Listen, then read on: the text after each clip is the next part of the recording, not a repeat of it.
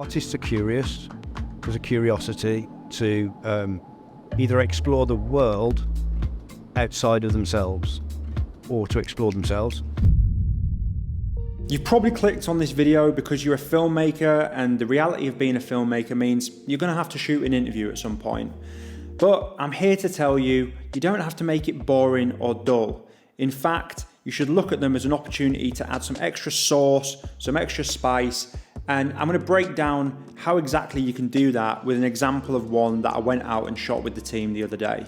Let's get into it. So first of all, let's have a look at this location that we're in here. This is the A angle on screen at the moment. We had this walkway in the middle of the room, which we chose to frame our subject in between, giving a little bit of extra depth, but also we had this nice bit of symmetry so we could plant him and he would sit right in the middle there and be framed up by that walkway. In the bottom left of the screen, you'll see over here is a guitar and a speaker. When we actually got into this location, there was a massive old sofa there. So me and my colleague Joe, we picked up that sofa, we walked it into this back room and we stood it up against a wall. It's very important when you get into a location, if you're not happy with something that's in the frame, get rid of it, fuck it off. If it's ruining your shot, you'll live to regret it when you actually get to the edit.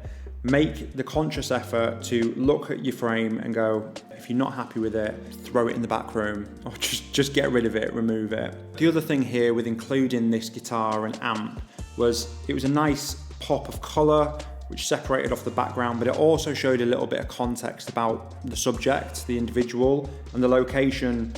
It's important to do that. If you're going to do an interview on a rock climber, you might want to have some climbing shoes in the background or some harnesses or something that, you know, says this is what the character is about. So obviously in this particular video, we've got his artwork. He's an artist. We've got this workbench where he does his work. We've got the guitar showing this is a hobby. This is something that he does on the side as well. And it really just brings to life, you know, this is the individual. You may be able to notice that it's pretty evenly lit on both sides, and that's because on the left of the frame over here there was a window and there was a frame, and on the right of the frame over here there was also a window. One thing that you'll also notice about this, which is slightly different to what you would see in more of a corporate interview, is we chose to frame Dean in the center. Typically what you'll see in more corporate videos is people are framed to a left or a right third, but on more stylized interview pieces, I think you can get a bit more creative, and positioning your character, your subject in the center of the frame really helps differentiate the aesthetic of the video to a typical interview, and it almost gives it a documentary-esque styling. So that summarizes some of the thought process behind the location and how we chose to set up that A angle. Now let's move on to lighting and what motivation we had for that. So talking about lighting, we had two lights that we used in this particular setup. The first one was centered on this top right, angled down, acting as the motivated light from the window that was over here, and we do reveal the window in the B cam. The second light that we had was positioned top left up here, and that was just adding this little kick of light around his shoulder over here. You can see a little bit of it bleeds onto his head, and just to give him a little bit of a hair light there as well. That's just to separate him from the background. Very standard of what you would expect to see in a interview situation. However, there's a few things just to note on here. You often hear of a 3-light interview setup, and the one that's missing here is that fill light, which would usually sit over here and fill in some of the shadows on his face. But as you can see, it's quite a bright room. There was also a window over here as well, as mentioned before. So this acted as a little bit of a fill light for us. We had a nice gentle roll off on his face, and it looked really nice and natural. In terms of the gear that we used in order to fulfill this look, on the right hand side of the frame over here, we had a Aputure 300D, and we had a big softbox on it, just beaming that light down over his face. For that rim light, that hair light, we had a 100D light that was on a lantern.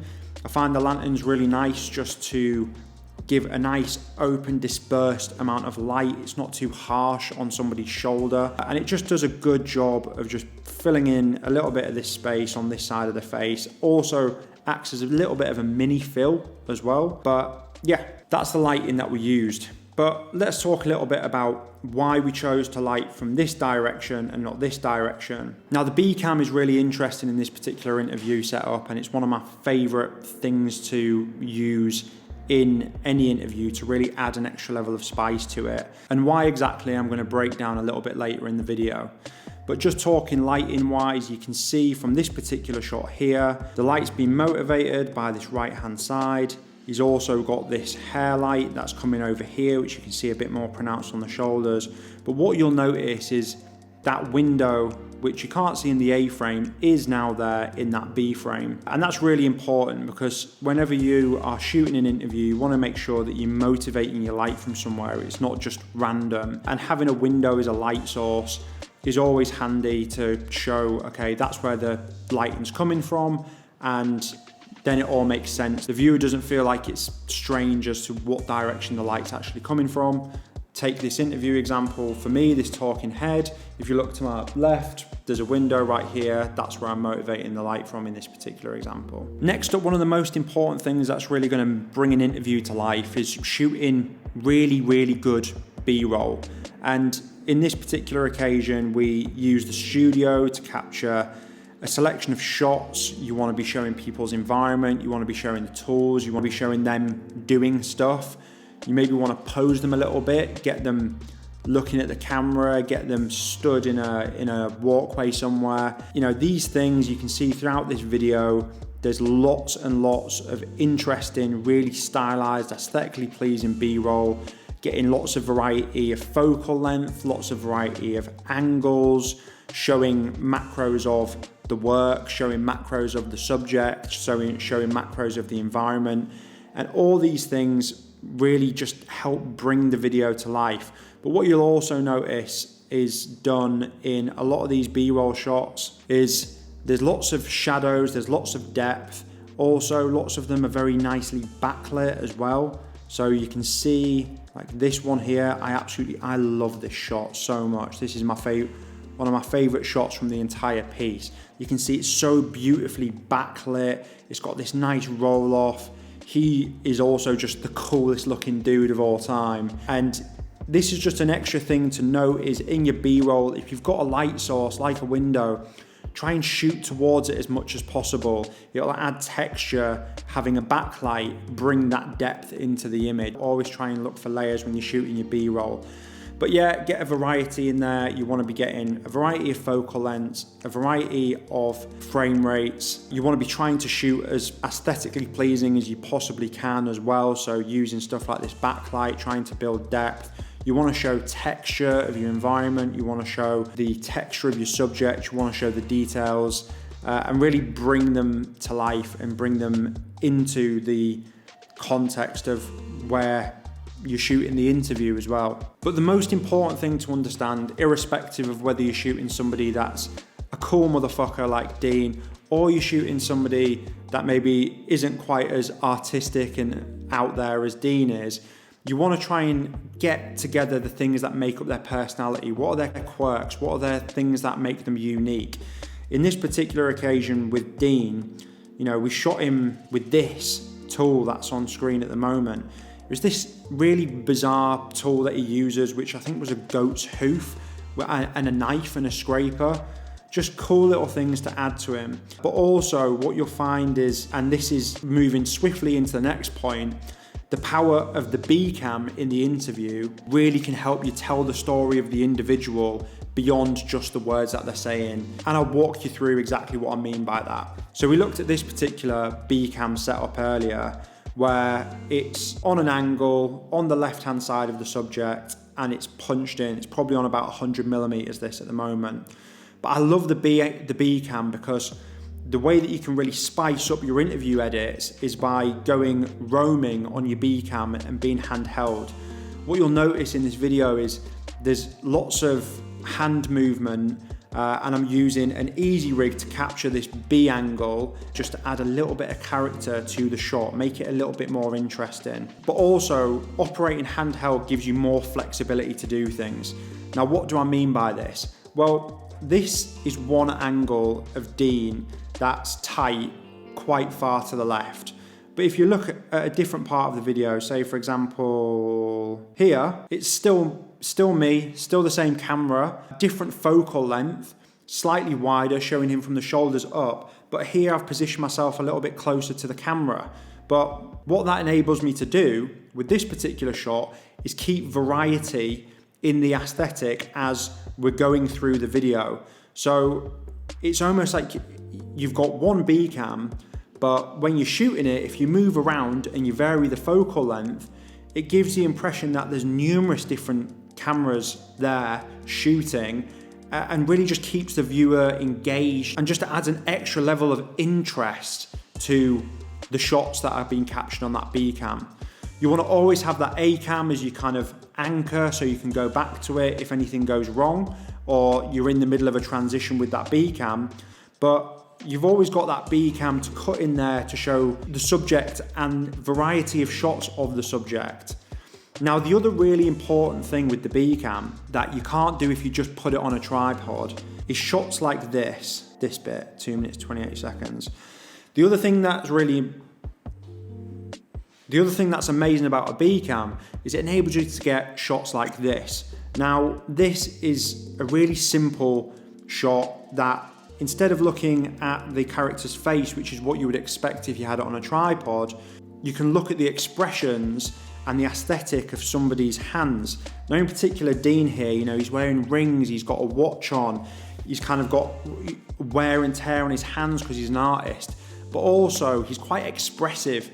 As I'm doing here, he's expressive with his hands, he's talking with his hands, and it adds an extra level of interest when you show that in the video to the character, how they are communicating. And I think drawing attention to that makes for a much better, more interesting interview that's more engaging. The other thing that's really important with an interview is to have a bit of a plan. You don't want to go in there with no questions and just free ball, because ultimately, if you have no plan, you can lose direction of what you're trying to get out of that interview. Now, I think it's really important just to add a caveat to that. Too much plan and too much rigidity of the questions that you ask is also not the best move. You want to be able to flow through the questions and also allow the responses to prompt further questions. When you ask somebody, what was your inspiration for this? In Dean's example, he might say something which leads you into another very interesting topic of conversation. Now, that doesn't mean go down a rabbit hole. Just be very conscious that, yes, you have an outcome that you're trying to achieve with these questions, but you don't want to be going, what's your name? Where'd you come from? What's your inspiration? Why do you think that?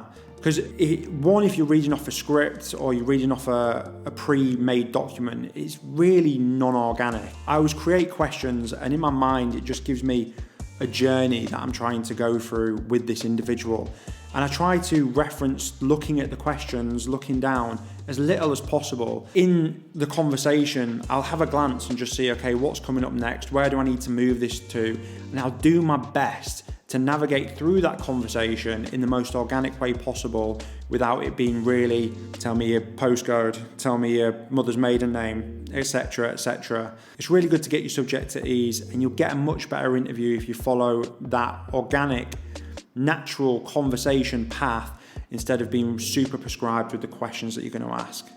Okay, and the final thing on this interview, an extra little bit of sauce, which I think really, really brings it to life, is the look and aesthetic of it. And what I mean by that is, okay, beyond just getting your camera and shooting it, what can you do to add more interest? Now, we've spoken about those things with the B-roll and motivating the light, but one extra bit of sauce that we have on this is using one of these, which is a Pro Mist filter.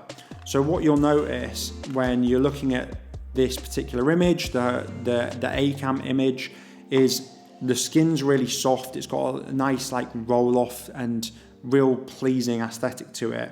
But the Pro Mist filter, so if I put that to the camera there, you'll be able to see it. So these Pro Mist filters, they screw onto the end of your lenses, and they really just add an extra level of interest. They soften the whole image up and they bloom the highlights. So if I just skim back to a shot over here, this particular shot that I absolutely love, if you look at the light that's coming in, it's really, really soft. And it's got this nice halation on it. It's got these nice light foreground bleed elements to it.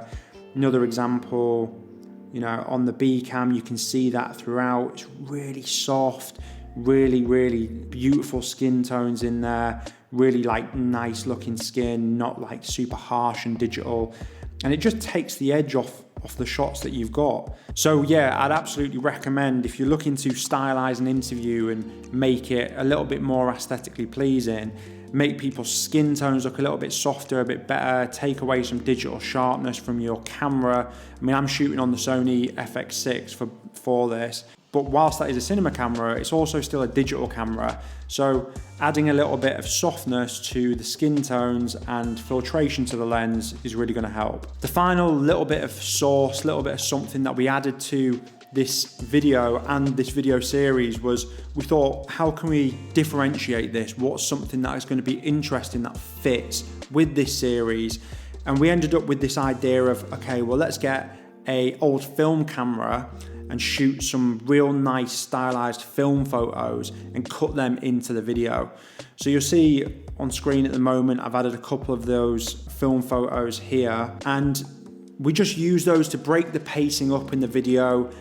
Instead of it all just being visuals, which are A cam, B-roll, is a little bit of something which also matches the tone of the video. It's an artist's biography, so taking something with a film photo is kind of a bit artsy and it looks a little bit cool. So that's why we ended up doing that. And it just helps break the pacing up. You can use and show some of the work, really stylized, just really moody looking, just something different. So whilst film photos was the kind of aesthetic that we used for this interview and this particular interview series, you know, you could use film photos or you could use something different, but just give some thought of something that you could do to add an extra element to the video, which is going to make it stand apart and differentiated. Okay, so that's it. That's how we shot this beautiful interview. If you enjoyed this video and it was some value to you, I'd be very, very grateful if you'd smash the like button, give it a little headbutt. Let me know if you have any other questions about this interview, drop that in the comment section. And if you want to follow me and see some of the behind the scenes stuff that I'm doing on a day-to-day, go follow me on Instagram as well. My handle is Joseph_Housley. That's it for this one. Enjoy the rest of your days, weekends, lives, weeks, whatever you're doing, wherever you are in the world, enjoy your life. That's it. That's me. I'm out. Cheers.